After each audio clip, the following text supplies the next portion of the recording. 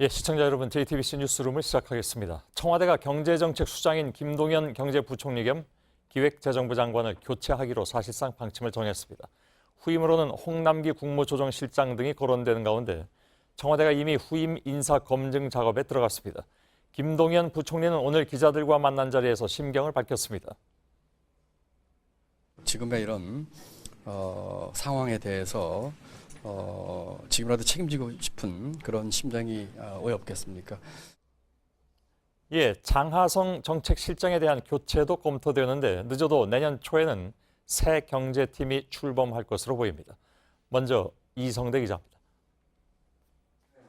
청와대가 김동연 경제부총리에 대한 교체 방침을 세운 걸로 전해졌습니다.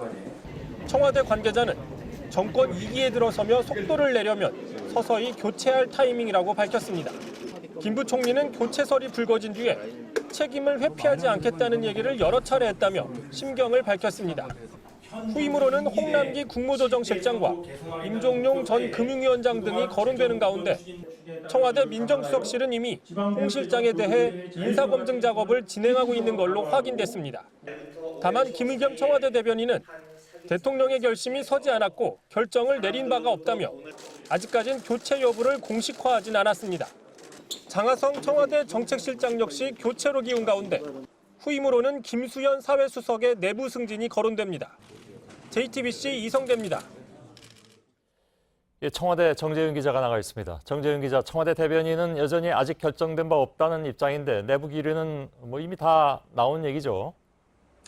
그렇습니다. 이 앞서 보도처럼 김의겸 청와대 대변인은 인사권자인 대통령의 결심이 서지 않았고 결정을 내린 바 없다 이렇게 공식 입장을 밝혔습니다. 문재인 대통령이 아직까지 공식 발표를 지시하지 않았기 때문으로 보이는데요. 그러나 이 청와대 내부에서는 오늘을 기점으로 사실상 교체를 인정하는 기류가 뚜렷해졌습니다. 예, 이 문제로 청와대 기류를 엊그제도 살펴봤는데 물밑에서 인사검증 움직임이 없다고 계속 얘기를 해왔습니다.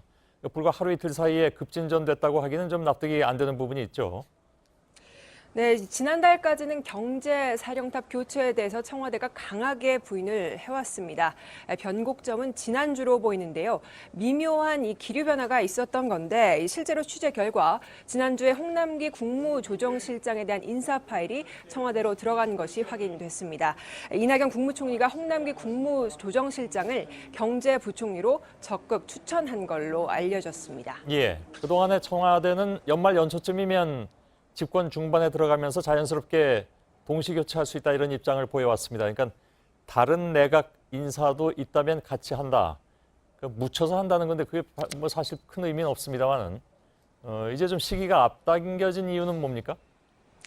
네, 일단 후임자 검증이 최근 비밀리에 시작은 됐지만 아무리 비공개라 할지라도 이야기가 나갈 수밖에 없고 또 언론의 이 동시 교체설이 기정사실로 보도가 되기 시작하면서 교체를 사실상 인정하는 기류로 바뀌었다는 분석입니다. 한 청와대 관계자는 후임자 검증 그리고 청문 절차 등을 거치려면 최소 한 달 반 정도가 필요하기 때문에 지금부터 시작을 해야 이 내년 초쯤에는 새로운 체제로 곧바로 들어갈 수 있다 이렇게 말하기도 했습니다. 예, 장하성 실장도 사실상 교체로 결정이 됐다면 동시에 물러난 가능성도 없잖아 있어 보이는군요. 그렇습니다. 벌써 후임에 김수현 사회수석이 내정됐다, 이런 내부 승진을 할 수 있다, 이런 전망이 나오고 있습니다. 국회 청문회를 준비해야 하는 이 경제부총리와는 달리 청와대 정책실장은 대통령이 임명을 하면 되기 때문에 교체 시기는 크게 문제가 되지는 않습니다. 다만 이 장 실장이 앞서 두세 차례 정도 이 사의설이 불거진 바 있기 때문에 이번에 물러난다면 본인이 사의를 표명하는 방식이 될 가능성이 커 보입니다. 예. 저희 취재진이 오늘 하루 종일 장 실장을 좀 접촉을 해봤는데 아직까지는 답변을 듣지 못했지만 답변을 듣는 대로 다시 전해드리도록 하겠습니다. 예, 정재윤 기자가 전해드렸습니다. 문재인 대통령이 오늘 국회에서 시정연설을 했습니다. 470조 원 규모의 예산안 심사를 앞두고 국회 협조를 구하기 위해서입니다. 문 대통령은 2년 연속 예상보다 더 거친 세금을 경기 회복을 위해서 풀어야 한다고 말했습니다. 이서준 기자. 문 대통령은 2년 연속 20조 원 이상 초과 세수가 거쳤다며 경기 회복을 위해 재정을 적극 투입하겠다고 했습니다. 적극적인 재정 운용을 통해 경기 둔화의 위험에 선제적으로 대비하고 일자리 양극화, 저출산, 고령화 같은 구조적인 문제에 본격적으로 대응해야 합니다. 특히 PPT에 가족 사진을 띄우고 가족 구성원별 복지 정책을 설명하는 등 포용국가 예산을 강조하는 데 가장 많은 시간을 할애했습니다. 우리의 삶이 어떻게 달라지는지 어느 4인 가족을 가정하여 말씀드리고 싶습니다.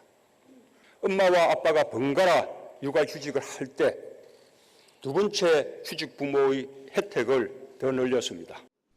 소득 주도 성장 등 경제정책 기조는 계속된다면서 함께 잘 살자는 말로 연설의 시작과 끝을 채웠습니다. 최근 평양 공동선언과 남북 군사 합의를 국회 동의 없이 비준한 것을 염두한 듯 한반도 비핵화와 평화 프로세스에 대해선 비중을 줄여 연설 끝부분에 언급했습니다. JTBC 이서준입니다. 작년과 달리 오늘 시정연설에서는 자유한국당의 현수막은 보이지 않았습니다. 그러나 여야 반응은 시정연설 중간에도 또 끝난 뒤에도 많이 달랐습니다. 서복현 기자입니다. 문재인 대통령이 입장할 때부터 온도차는 느껴졌습니다. 일어서서 큰 박수를 보내는 민주당과 달리 한국당 등 야당은 시큰둥했습니다.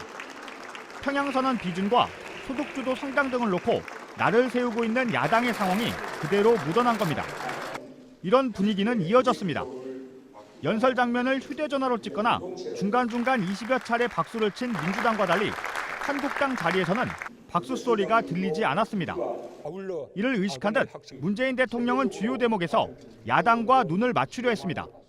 한반도 비핵화와 평화 프로세스에 국회가 꼭 함께 해주시길 부탁드립니다.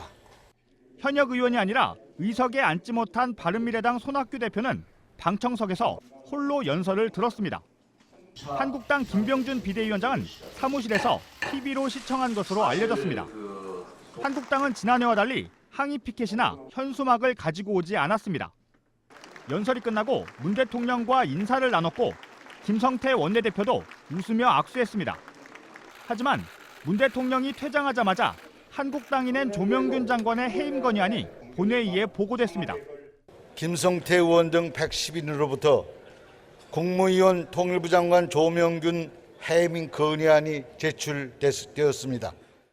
본회의장을 빠져나온 여야 지도부의 입장도 크게 갈렸습니다.